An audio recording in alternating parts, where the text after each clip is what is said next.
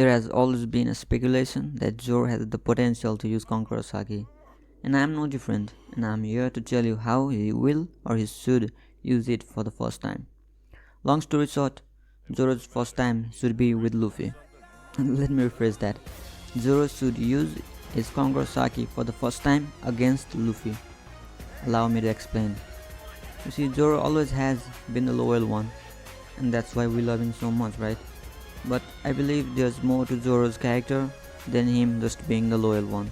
If Zoro ever sacrifices himself for Luffy again, both Zoro and Luffy will have their value downgraded so much that it's disgusting. You see, Zoro already took all of Luffy's pain, causing him to almost die back when Kuma met them, and he has bowed before the man he vowed to defeat. And I don't think even dying for Luffy will be enough for Zoro to surpass that level of loyalty. So I think the opposite should happen. For this, let's go back to the time when Zoro met Luffy. We know how it went down, right? Zoro accepted to join Luffy rather than to die there in the hands of Morgan, and he stated that he is going to be the strongest swordsman. We were so impressed at that. But there's more. Something that never seems to be discussed. He straight up told Luffy he would kill him if he ever stood in Zoro's path, and this statement has never come to fruition.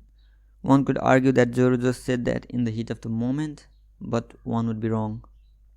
We have never seen Zoro face against Luffy, despite such bold statements so early in the story, but most of them were just comedic bits. There has been actually two good fights. One was a filler when Zoro was controlled by that seahorse. The other was when Luffy thought Zoro caught innocent people who were actually from the members of Barak Works, and this was legit, but it was not a good One Piece fight to be called a fight. And we desperately need Zoro versus Luffy. We already have Luffy versus Sanji, Luffy versus Usopp, and now we need that Luffy versus Zoro. And the best way and time would be now.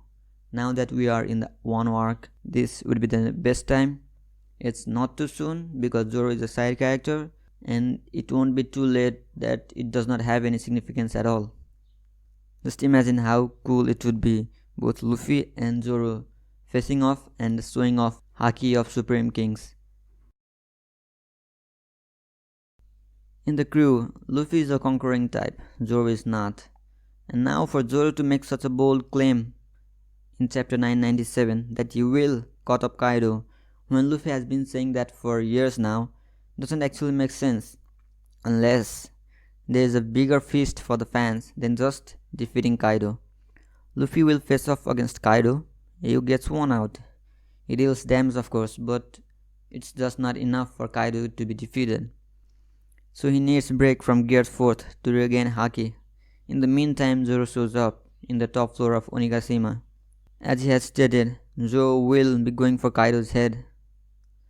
That's when Luffy will use Conqueror's Haki to show Zoro his place, to show who the real king is, to tell Zoro to back down. And then Zoro in response will use it to show that he is not the one to be dominated, to show that he has always been the man striving for his goal, to show us that what he did was because he believed it to be right. Don't tell me Kaido is not his goal. It is now after chapter 997, and this is the perfect opportunity for him to show his strength against the strongest creature in the world.